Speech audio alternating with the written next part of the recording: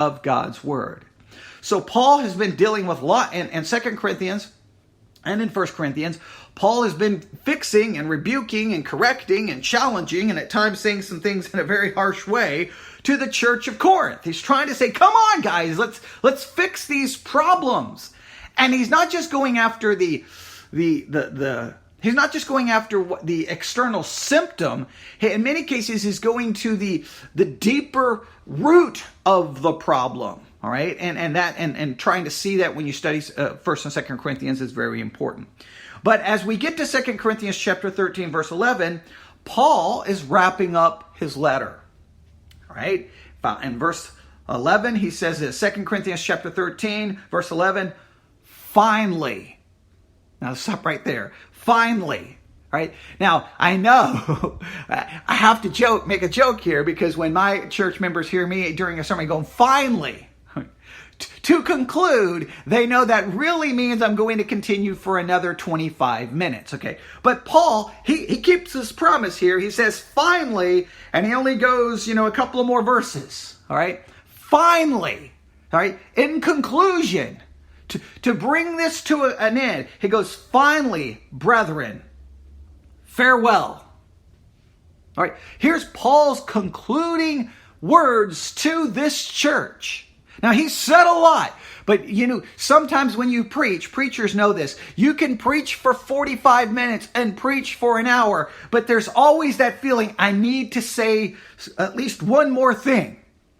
I need to say something. I need to review this one more time. And I've often said sometimes this is the danger of when pastors conclude their sermons with a prayer, is because sometimes it's not really a prayer to God. It's sometimes trying to summarize their sermon in the prayer. It's really a prayer to the congregation. It's like, I'm going to continue my sermon.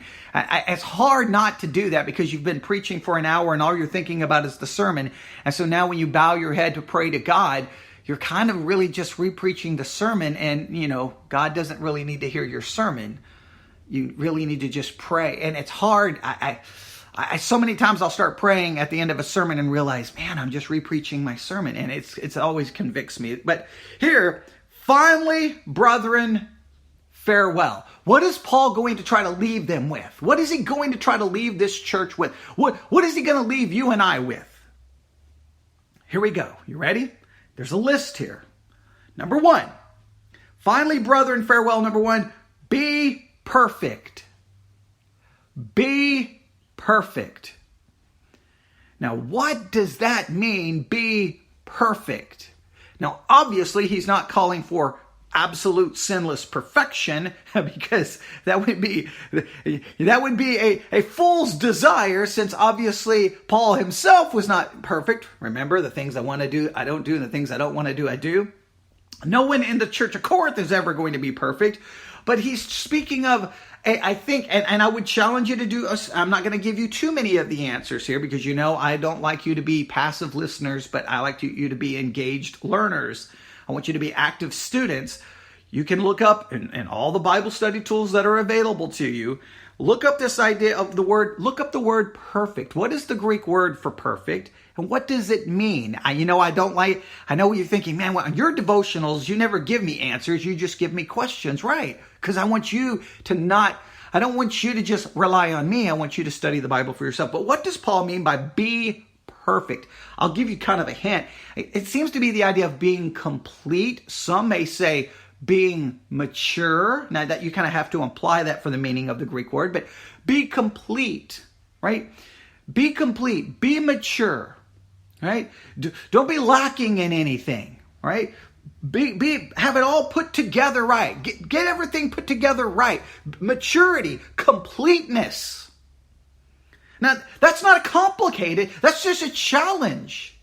That we as Christians need to be moving to completeness, maturity, not lacking in something. Not.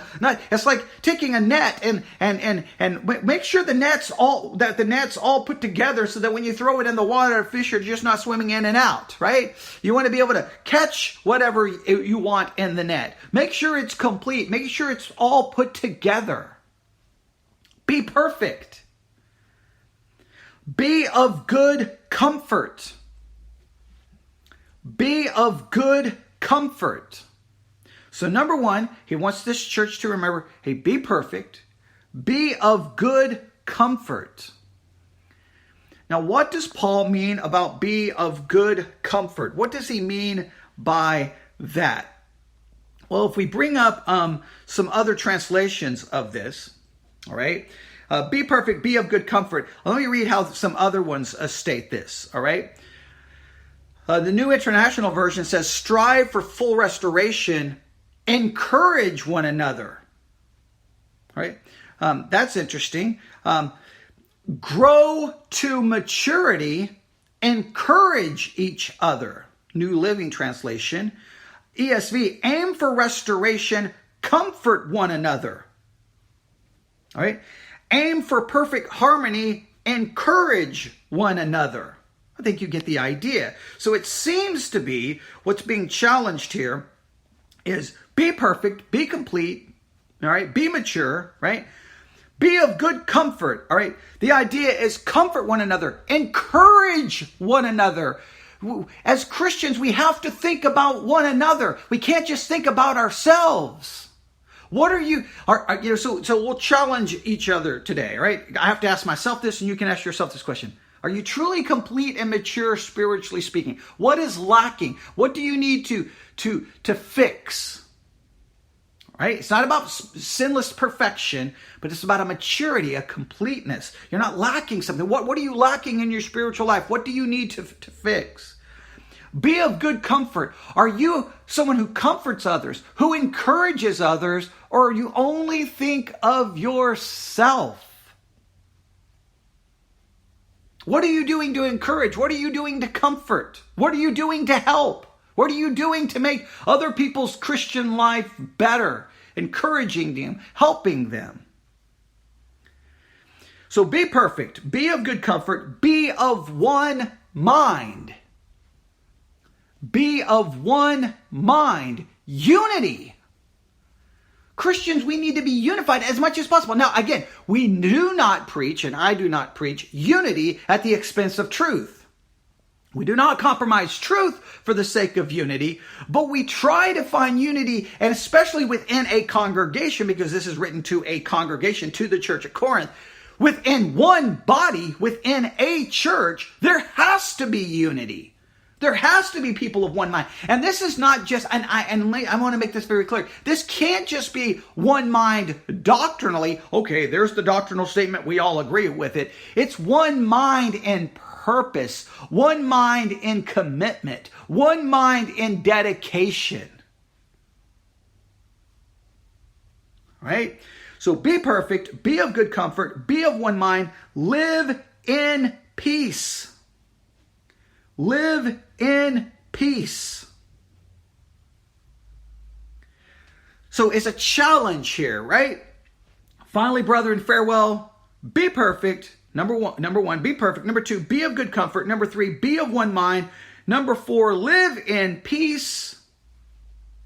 And then this wonderful statement at the end. And the God of love and peace shall be with you. And the God of love and peace shall be with you. The God of love and peace shall be with you. What an encouraging note there. He's challenging them. Be perfect. Be of good comfort. Be of one mind. Live in peace. And the God of love and peace shall be with you. An encouraging conclusion to the letter. Now, there, he says a few more things to end, but I just want to focus on that verse. And I'll read this verse from a number of translations just to kind of give you a complete idea of how others look at it, all right? I'm going to read the entire verse, 2 Corinthians 13:11, from different translations. Finally, brethren and sisters, rejoice, strive for full restoration, encourage one another, be of one mind, live in peace, and the God of love and peace will be with you. New Living Translation. Dear brothers and sisters, I close my letter with these last words. Be joyful, grow in maturity, encourage each other, live in harmony and peace, then the God of love and peace will be with you. All right? And then you get the basic idea. Now, I will ask one kind of interpretive challenge here. And I just thought about this. If we go back to 2 Corinthians 13:11, it's kind of an interesting way it's written, right? All right, finally, brethren, farewell. That's straightforward. All right, we have this challenge he gives everyone. Be perfect, be of good comfort, be of one mind, live in peace. It is so simple, yet it is so convicting, because how many times are Christians not spiritually mature? How many times are Christians not comforting one another? How many times are Christians not of one mind? How many times are Christians not living in peace? All right. Sometimes the most hostile places is a church business meeting. All right. That shouldn't be the case. But I think it's interesting because this idea, God of love and peace shall be with you. God of love and peace shall be with you. Is that just an encouragement? Is that kind of a promise? It's almost stated like a promise. And here's the reason why. Note, after the list, it is the word and. Finally, brethren, farewell, be perfect, be of good comfort, be of one mind, live in peace, and the God of love and peace shall be with you.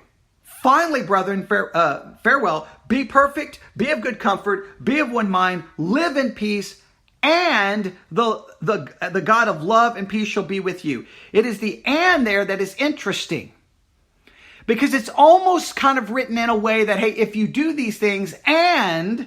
No, not necessarily. It's like part of me wants to read it like, hey, if you do these things, the God of love and peace shall be with you. Almost like it's a condition. I think it's more like, I think we could possibly read it this way. Finally, brethren, farewell, be perfect, be of good comfort, be of one mind, live in peace, and the God of love and peace shall be with you. I don't know if it's being written as a condition, like do these things and the God of peace, the God of love and peace shall be with you. I think it's more saying, and on top, do those things, and the God of love and peace shall be with you as well. So we can read it as an encouragement, right? Like this encourages us to do those things. If the God of love and peace is going to be with us, then this is an encouragement to be perfect, to be of good comfort, to be of one mind, and to live in peace. If we do so in kind of a conditional way, then we're reading it like, do these things, then the God of love and peace shall be with you. I don't think it's so much a conditional thing as much as it is an encouragement. At least I think that's the way I'm saying. I could be wrong, but that's the reason we do these little devotional thoughts, because they are... when I do the devotional thoughts, it's me just having my own devotional time with you. So I'm thinking out loud about the passage itself. And so I would definitely encourage you to think about it that way. That and is he saying, hey, if you do these things and then the God of love and peace will be with you? Or is he just saying, do these things and in addition, the God of love and peace shall be with you? I think it's more of an encouragement. I think it's an encouragement. He's encouraging them that in spite of their failures, in spite of all of the things wrong in the church of Corinth, right? Because look, every church is made up of a lot of messed up people, right? We all show up to church and we all fall short. We all have our problems. We all have our weaknesses. We all do things that we should not do, from the pastor to the people. Isn't it encouraging that in spite of that, yes, God can bring chastisement.